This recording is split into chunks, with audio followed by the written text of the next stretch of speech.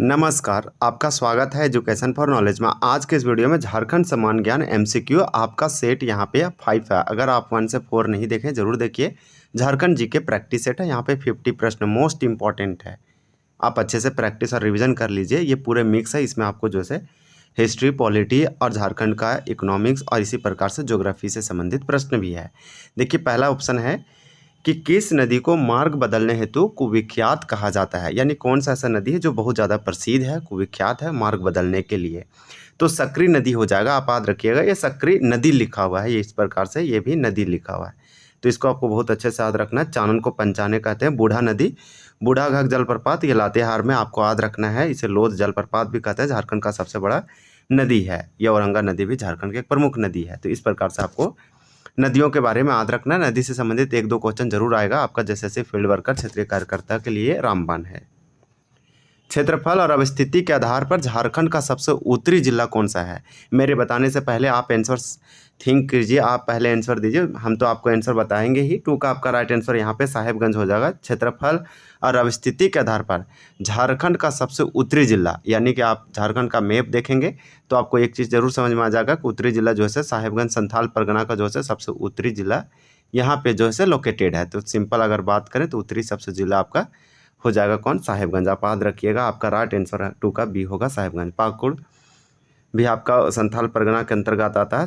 पश्चिमी सिंहभूम झारखंड का सबसे बड़ा जिला है, ये याद रखिए। गढ़वा के बारे में याद रखिए, ये 3 राज्यों से अपना बाउंड्री शेयर करता है। यूपी का सोनभद्र जिला से करता है, एकमात्र ऐसा जिला जो यूपी राज्य से ही अपना बाउंड्री शेयर करता है। ये आपका कहाँ आता है? तो ये आपका उत्तर पश्चिम का एक जिला है गढ़वा। इस प्रकार से सबसे उत्तरी झारखंड का कौन सा? तो साहेबगंज है। 2 में आपसे पूछा जा रहा है कि प्रसिद्ध दसम जलप्रपात निम्नलिखित में से किस नदी पर अवस्थित है? 3 का आपका राइट आंसर ये हो जाएगा कांची नदी पर। दसम वाटरफॉल दसम जलप्रपात रांची में है, कांची नदी पर। इसी प्रकार से आपका जो है स्वर्णरेखा नदी पर हुंडरू जलप्रपात रांची में है। यहाँ 130 मेगावाट का बिजली उत्पन्न किया जाता है जल से। राडू नदी पर जोन्हा जलप्रपात है, याद रखना है। शंख नदी एक प्रमुख नदी है। शंख नदी आप जानते हैं कि गुमला के चैनपुर से निकलता है। मोस्ट इंपॉर्टेंट ये आपका हो जाएगा। इसी प्रकार से सारे नदियों के बारे में याद रखिए। आपका देखिए अगला प्रश्न क्या दिया गया है कि झारखंड का पहला रामसर स्थल या रामसर साइट निम्नलिखित में से किसे घोषित किया गया? तो ये झारखंड का पहला और एकमात्र है। 2 फरवरी को रामसर दिवस मनाया जाता है। रामसर कन्वेंशन ईरान के शहर में हुआ था, रामसर में, लेकिन ईरान का कैपिटल तेहरान होता है। कब हुआ था? तो 1971 में, आप याद रखिएगा।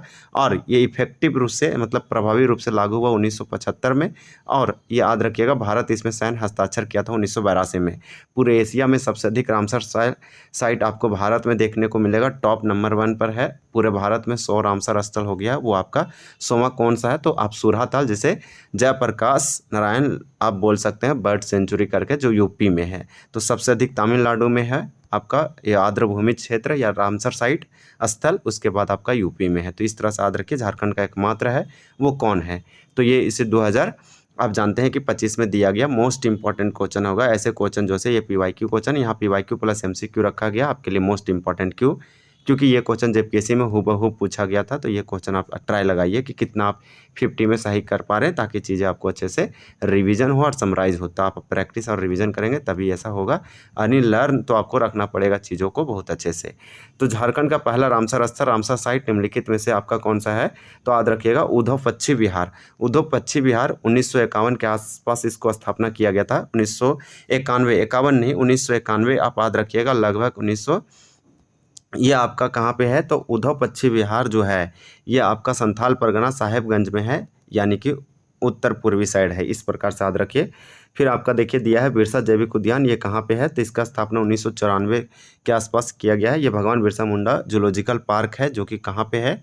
तो रांची में है। और मांझी आप याद रखिएगा। इसी प्रकार से पारसनाथ, जिसे संवेद शिखर कहते हैं, इसका फीट में आप जरूर याद रखिए 4478 फीट है। और मीटर में तो सब लोग जानते हैं, आप भी याद रखिए 1365 मीटर में है। और इसे जैन धर्म के 23वें तीर्थंकर पार्श्वनाथ के नाम पर रखा गया है। ये कहाँ है? गिरिडीह में, मधुबन आप बोल सकते हैं। हजारीबाग बाह्य पठार में आता है। ये अवस्थित बराकर नदियों के आसपास है, मधुबन के आसपास। इसे संवेद शिखर भी कहा जाता है। बहुत अच्छे से सब याद रखिए। बिरसा जैविक उद्यान के बारे में आपको बताएं। यहीं पे आपको जैसे 9 फीट का जो है लगाया जा रहा है भगवान बिरसा मुंडा का कांस्य प्रतिमा। इस प्रकार से आपका अगला प्रश्न चंद्रपुरा के बारे में दिया है। देखिए, भारत का एकमात्र भेड़िया अभयारण्य वुल्फ सेंचुरी झारखंड के किस स्थल पर स्थित है? 5 का राइट आंसर आपका यहाँ पे बी होगा, महुआ टांड लातेहार। लातेहार जिला में, लातेहार जिला ये भी आपका जो है पलामू प्रमंडल उत्तर पश्चिम साइड आता है। तो यहाँ पे एक आपका सेंचुरी है यानी वन्यजीव अभयारण्य है, महुआ टांड वन्यजीव अभयारण्य, ये लातेहार जिला में है। लुप्त प्राय भेड़ियों के संरक्षण के लिए महत्वपूर्ण है, आप याद रखिएगा, एकमात्र है।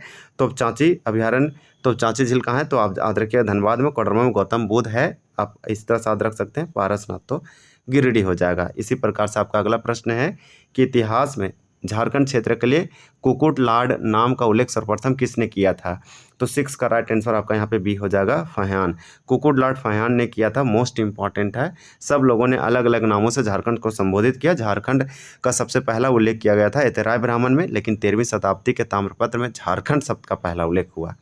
गढ़वा जिले के भवनाथपुर में प्रागैतिहासिक काल के किस प्रकार के साक्ष्य या चित्र मिले हैं? 7 का करेक्ट आंसर आपका यहाँ पे बी हो जाएगा, बहुत अच्छा सा आखेट यानी कि शिकार के चित्र है। इसी प्रकार से आपका अगला प्रश्न है कि मांडू बड़का गांव, देखिए मांडू बड़का गांव और रजरप्पा पुरातात्विक स्थल, तो रायप्पा लिखा हुआ है या रजरप्पा पुरातात्विक स्थल मुख्य रूप से किस प्रकार के अवशेषों के लिए प्रसिद्ध है? तो 8 का भी होगा, पाषाण कालीन औजार। आप इतना भी याद रख सकते हैं, मांडू बड़का ये सब पाषाण कालीन के लिए इम्पॉर्टेंट है। आपका चलिए हम लोग नेक्स्ट देखते हैं प्रश्न कि धनबाद जिले के गोलमारा नामक स्थान से बौद्ध धर्म से संबंधित कौन सा जो है मुख्य साक्ष्य मिला है? 9 का राइट आंसर ये होगा, परस्तर यानी पत्थर के खंडित जैसे बुद्ध मूर्ति मिला है। इसी प्रकार से आपका नेक्स्ट यहाँ पे प्रश्न दिया गया है कि कौन सा स्थल जो है यह शहर है प्रसिद्ध है औद्योगिक इकाई किसके लिए? तो हेवी इंजीनियरिंग कॉरपोरेशन HEC के लिए। तो HEC का स्थापना 1958 में किया गया था, ये रांची में है, मोस्ट इंपॉर्टेंट है। इस प्रकार से अगर हम बात करें HEC का स्थापना रूस USSR के सहयोग से किया गया था। 10 का राइट आंसर सी होगा, रांची में है। अब टिस्को जानते हैं, टिस्को टेल्को ये जमशेदपुर में है, अब बोकारो स्टील आपका बोकारो में है। आपका अगला प्रश्न हो जाएगा कि राष्ट्रीय बहुआयामी निर्धारणता सूचकांक, इसे आप बोल सकते हैं national multi dimensional poverty index 2023 NITI Aayog के द्वारा जारी किया जाता है। 2015-16 से लेकर 2019-21 के बीच झारखंड में गरीबी में कितने प्रतिशत की कमी दर्ज किया गया है? 11 का करेक्ट आंसर आपका यहाँ सिंपल आंसर सी होगा, 13.29। ये वाला मोस्ट इंपॉर्टेंट क्वेश्चन है, ये वाला JPSC में भी क्वेश्चन पूछा गया है। तो 13.29% याद रखिए, इतना कम हुआ है कुछ सालों में। भारत में कुल लौह अयस्क संसाधन आयरन और रिसोर्स के दृष्टि से झारखंड राज्य का देश में कौन सा स्थान है? तो 12 का राइट आंसर बी है, दूसरा है यानी सेकेंड है। इसी प्रकार से आपका अगला प्रश्न है कि झारखंड में सोने गोल्ड के भंडार की खोज से संबंधित पहली आधिकारिक रिपोर्ट कब और कहाँ दर्ज किया गया था?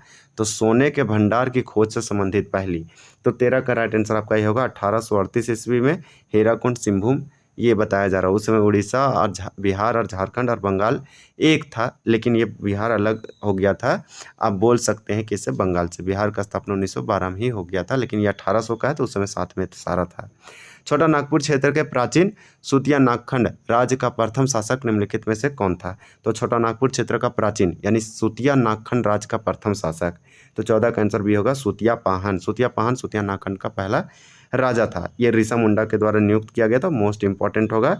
और सूतिया नागखंड का अंतिम राजा मदरा मुंडा था, आप याद रखिएगा। नागवंशी जो था आपका वंश था, उसका सबसे पहला राजा फनी मुकुट राय था, ये भी याद रख सकते हैं। आपका अगला प्रश्न है, नागवंशी परंपरा और वंशावली के अनुसार प्रथम नागवंशी राजा फनी मुकुट राय का शासनकाल कब से कब तक माना जाता है? तो 15 का याद रखिएगा, 83 ईस्वी से 162 ईस्वी तक। इसके बाद आपका अगला प्रश्न है कि झारखंड का प्रसिद्ध ऐतिहासिक उग्रतारा मंदिर लातेहार जिला में है, ये लातेहार जिला के किस प्रखंड या किस स्थान पर लोकेटेड है, अवस्थित है?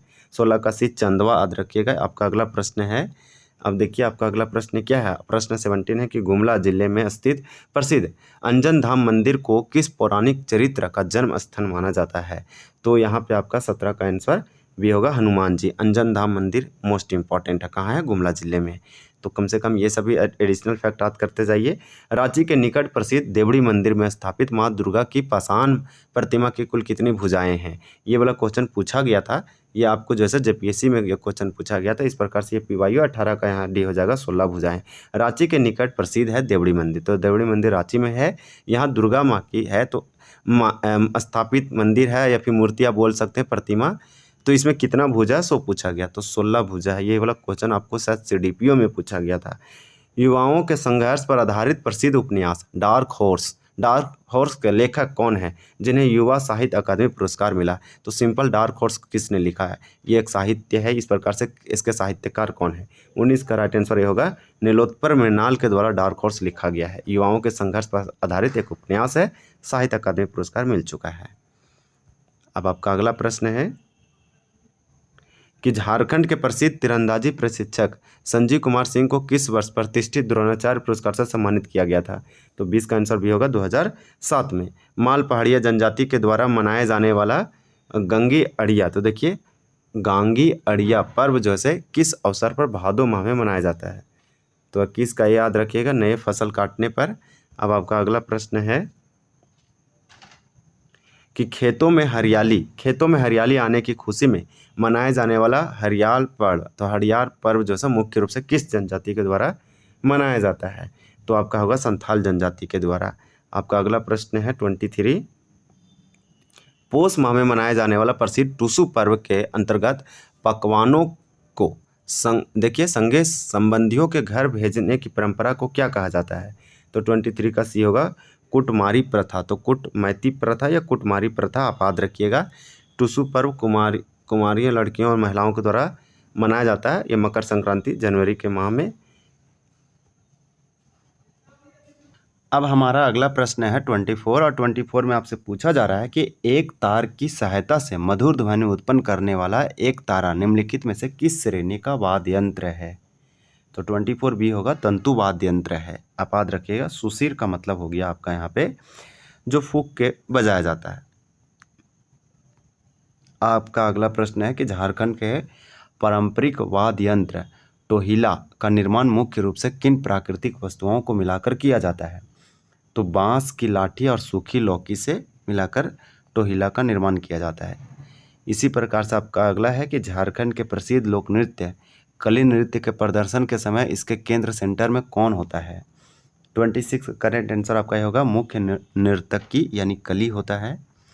आपका अगला प्रश्न दिया गया है कि निम्नलिखित में से किस जनजाति का प्राचीन और पारंपरिक फिरकाल नृत्य यानी गौरवशाली ऐतिहासिक प्रतीक माना जाता है? तो फिरकाल नृत्य इस प्रकार से अगर 27 के आंसर देखें तो भूमिज जनजाति हो जाएगा। आप याद रखिएगा। आपका अगला प्रश्न है कि झारखंडी संगीत परंपरा में गाए जाने वाले लुझरी, डढ़िया और लहुसुआ मूल रूप से किस श्रेणी के अंतर्गत आते हैं? तो 28 का सी होगा, ये नृत्य प्रधान गीत है। इसी प्रकार से आपका अगला प्रश्न है कि राजा अर्जुन सिंह के द्वारा निर्मित ऐतिहासिक जयगढ़ किला तो इस प्रकार से पश्चिमी सिंहभूम के किस नदी के किनारे अवस्थित है? तो इस प्रकार से इसमें टाइपिंग में त्रुटि लग रहा है क्योंकि ये जैतगढ़ किला, तो इस प्रकार से आपका यहाँ पे करेक्ट आंसर क्या होगा? जैतगढ़ का किला। तो आप याद रखिएगा पश्चिमी सिंहभूम में है। 29 का करेक्ट आंसर सी होगा वैतरणी नदी। फिर आपका नेक्स्ट है क्वेश्चन नंबर 30 है कि वर्ष 1805 में किस प्रसिद्ध राष्ट्रीय अंतर्राष्ट्रीय व्यक्तित्व की रामगढ़ यात्रा वहाँ के ऐतिहासिक गढ़ बांध किले से जुड़ी हुई है? तो इस प्रकार से आपका 30 का करेक्ट आंसर भी है राजा राम मोहन राय। आप याद रखिएगा 1805। आपका अगला प्रश्न है प्रथम नागवंशी राजा फनी मुकुट राय ने उड़ीसा से आए पुरोहितों को धार्मिक अनुष्ठान की दक्षिण के रूप में कौन सा, यहाँ पे देखिए क्या लिखा गया है कि फनी मुकुट राय ने उड़ीसा से आए पुरोहितों को धार्मिक अनुष्ठान की दक्षिणा के रूप में कौन सा जो है ग्राम दान दिए थे? तो इस प्रकार से 31 का आंसर ए है सोरांडा और महू गाँव। आपका अगला प्रश्न है कि सरायकेला राज्य के संस्थापक कुंवर विक्रम सिंह, तो सरायकेला राज्य के संस्थापक कुंवर विक्रम सिंह है, अपनी उत्तरी सीमा का विस्तार किन क्षेत्रों को विजित करके किया था? तो 32 का होगा, ये आप याद रखिएगा पटम राजा का क्षेत्र और बकाई पीड़। फिर आपका अगला प्रश्न दिया गया है कि वर्ष 1940 में आयोजित कांग्रेस के ऐतिहासिक रामगढ़ अधिवेशन 53वां अधिवेशन था, इसका अध्यक्षता किसने की थी या किए थे? तो आपका यहाँ पे आंसर भी होगा मौलाना अबुल कलाम आज़ाद। आप याद रखिएगा मोस्ट इम्पॉर्टेंट है, ये 53वां अधिवेशन था। ये रामगढ़ अधिवेशन 1940 में किया गया था। आपका अगला प्रश्न ये है कि रामगढ़ कांग्रेस अधिवेशन के दौरान झारखंड के टाना भक्तों ने महात्मा गांधी को कुल कितने रुपये की थैली भेंट स्वरूप दिए थे? तो ये 400 रुपये का जो से बोल सकते हैं कि थैली भेंट स्वरूप दिए थे। आपका अगला है कि असहयोग आंदोलन यानी राष्ट्रीय चेतना के दौरान झारखंड के किस औद्योगिक नगर में सिपाही असंतोष के कारण 33 पुलिसकर्मियों को जो से जेल भेजा गया था? तो 35 का करेक्ट आंसर सी होगा, जमशेदपुर।